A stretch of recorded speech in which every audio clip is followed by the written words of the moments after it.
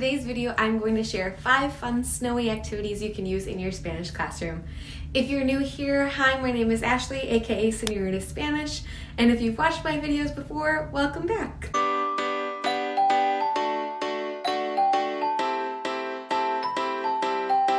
Activity number 1 is some snowmen, and you can do this digitally or on paper, but this is just kind of what the sheet looks like. This is a freebie that I have for you, and there's a couple different variations of the snowman, but the basic gist is that you print this off or you sign it to them digitally, and the students design and decorate their snowman however they want to.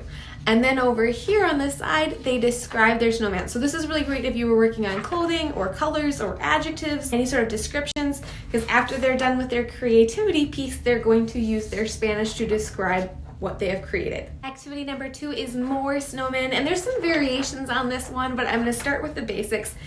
This page has 6 chunks for students. It's more than 6 sentences for them to read, and then they draw what they understand. So it's a read and draw activity, and again, snowmen, they're reading and drawing snowman based on what the description of the snowman is. So again, clothing and colors.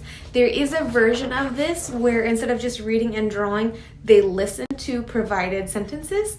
So they're listening to a recording, they're writing what they hear, and then they're illustrating to show their comprehension. So this is a listen, write, and draw, or a read and draw snowman activity. Activity number 3 is a snowball fight, and you're probably like, I'm not having a snowball fight in my classroom. Yes. Well, you don't have to, but you could. So the way this activity works is your students have a reading or maybe just a worksheet, and they work in pairs, and they start with a reading and they pick any sentence in the reading at all, and they write the translation on a piece of paper.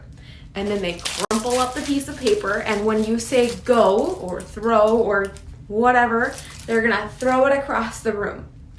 And then a different pair will pick up one of the scrambled pieces of paper, unfold it, and then they're gonna look in the reading to find, okay, where was that translated sentence at? Okay, and then they're gonna write it in Spanish below the translation. Then they're gonna draw a line or a squiggle or something, and they're going to find a new sentence somewhere in the reading and translate it on their paper.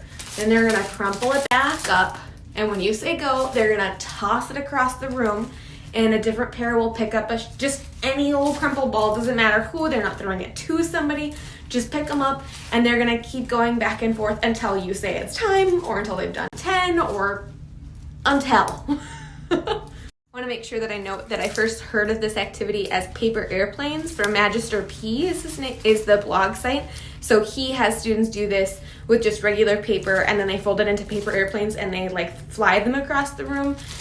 We just adapted them to snowballs to be snowy. Okay, we've done snowmen, snowballs. What's left? Snowflakes. And this one is kind of corny, but it's also fun because it becomes a classroom decor piece once you're all done with it, or it can if you want to. So I call this one verbos nuevos, but I use it to review new verbs. So it's kind of a play on nuevos. Some people like the pun, some people are like, that's dumb and it's not helpful with the Spanish. So whatever. If you want your bulletin board to say verbos nuevos, cool. If you want your bulletin board to say verbos nuevos, also cool. Whatever. The snowflake, here's how it works. So you print them off, and students put an infinitive in the middle, and then around the branches, arms, there's probably a scientific name for that. Well, whatever these pieces of the snowflake are called, they conjugate the verb around the outside of the snowflake, and then you can have them cut it out to hang on your bulletin board, or you can just have them do it like this for a worksheet. I have full pages and I have half pages. You could just cut out the snowflakes and have them do however many you want them to do, but conjugating verbs on snowflakes. This last one is also a cute little snowflake. I've cut this one all the way out. This is the one that I used as an example for my students, so I just pulled it out of my files for you. It's a play on all of us being unique and individuals. In my classes in January would come back to new students that I'd never met before.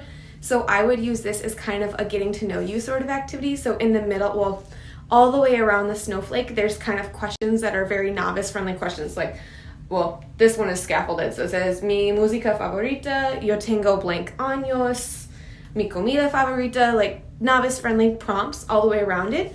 So they fill it out with information about themselves and they decorate the snowflake however they want. I liked this one very just simple in different kind of blues and greens, but I've had students like do like rainbows and purples and like glitter.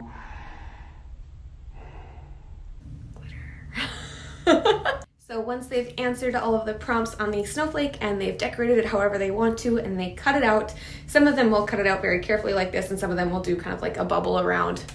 Totally up to them. I actually kind of like that because it shows me a little bit more about who they are. And then I usually hang them up on a bulletin board. The title that I use is Soy Único, right? Snowflakes, you know, we're unique. But it makes really cute door decoration or a classroom display. And there you go. 5 snowy activities. I will put links to all of the things that I mentioned in the description of this video. As always, if you liked this video, make sure you give it a thumbs up so I know. Don't forget to subscribe and ring that bell so that way you get notified of every new video. All right, I'll see you in the next one.